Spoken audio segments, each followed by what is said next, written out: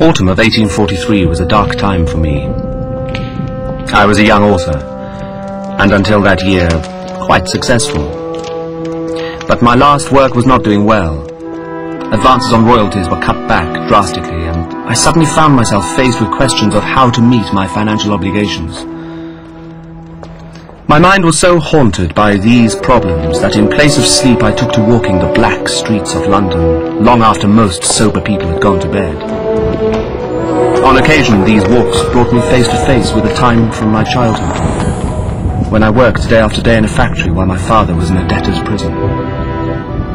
Now I was faced with a very real possibility that those days from my past could suddenly become the future for my own family. This was horrifying to me.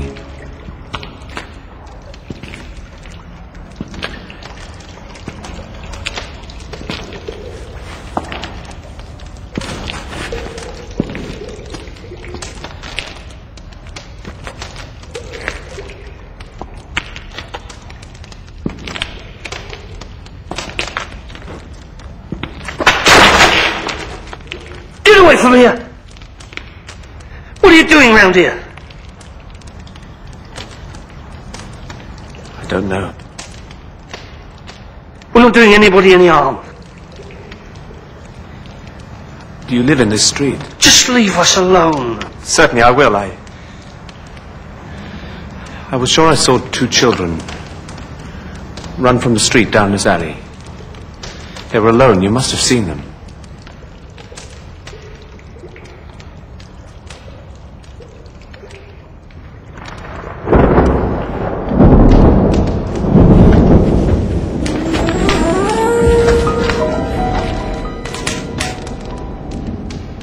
These are your children.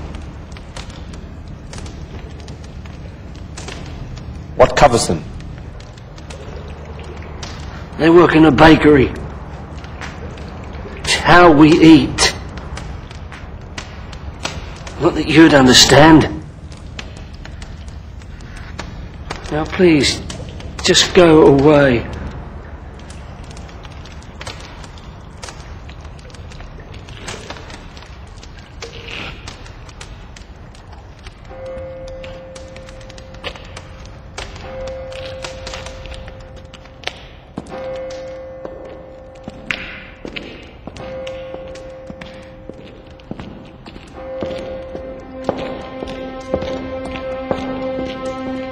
To anyone who might have looked at my problems from their view, a solution no doubt would have seemed very simple.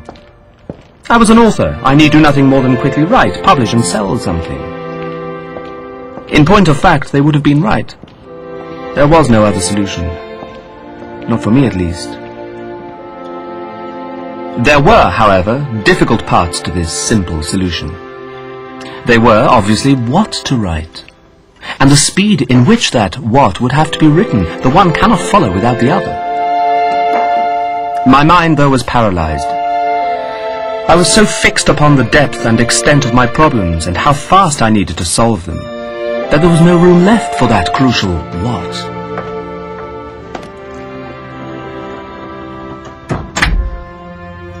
He's still not moved, Mum. When I went in this morning with his breakfast, he was sitting in just the same way, only was sleeping. Now he's awake, but he's not moved a fraction.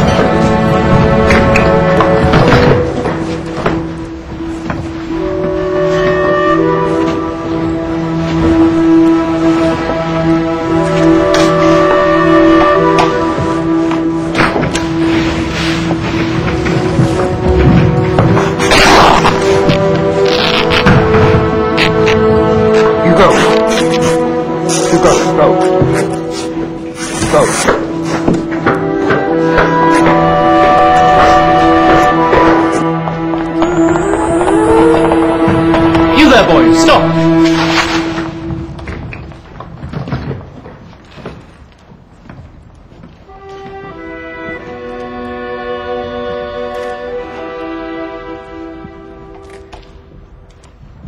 Do you know me, sir? Where on earth are you going at this time of night? I'm just done working, sir. I'm going home. Your father has no job of his own, then, I take it? Oh, yes, sir. He has a job. My mum, too. It's just not enough, that's all. Can I go now, sir? Yes. But tell me one thing first. Who'd you work for? For people like you, sir.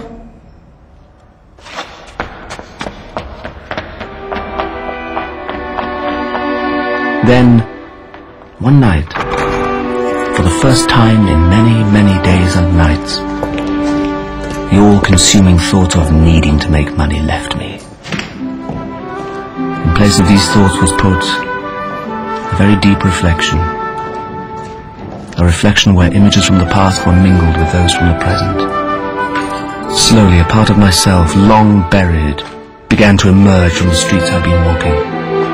I felt as if I were a young boy again, working away in a factory, longing for a different life.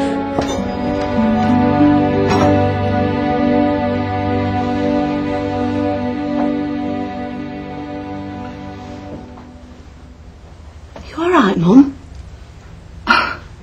Yes, I'm fine. I've been here for quite some time. But why, Mum? I woke up in the night and I heard him crying. And when I reached the door to go into him, he was suddenly laughing. It went on like that all night. And in between the crying and the laughing, he talks to himself. God bless him, Mum. He must be at his wit's end. No. I think he's finally writing. You see? Perhaps it's best if I not go in right now.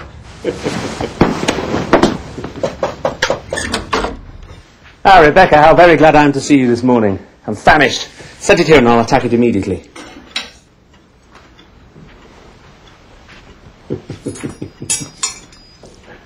Good to see you in better spirits, sir.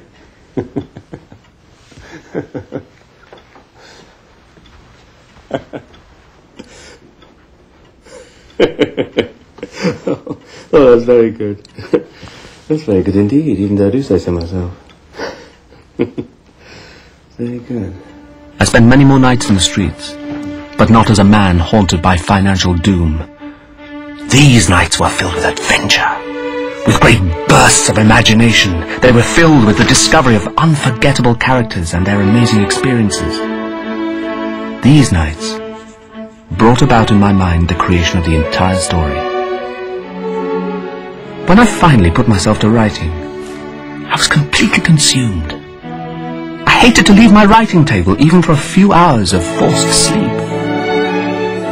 Day by day the manuscript grew, not just towards completion, but towards what I felt was a renewal of my life. The story had become a reflection of what I hoped and envisioned my own life could be.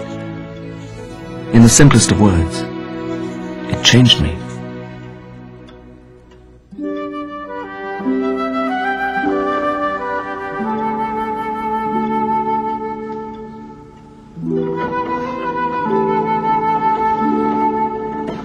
Gradually, the thoughts of money, debts and financial obligations began to recede in importance.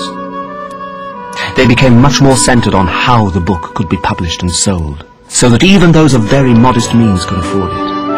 I was determined that this little story, and the change it brought in my life, be shared with everyone.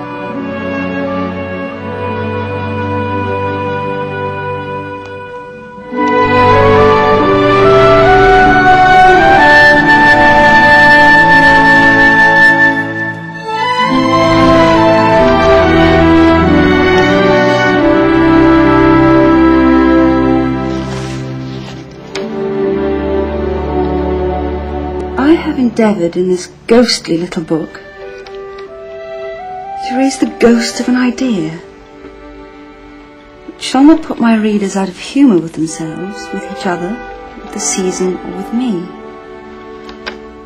Mayn't haunt their houses pleasantly, their faithful friend and servant, CD.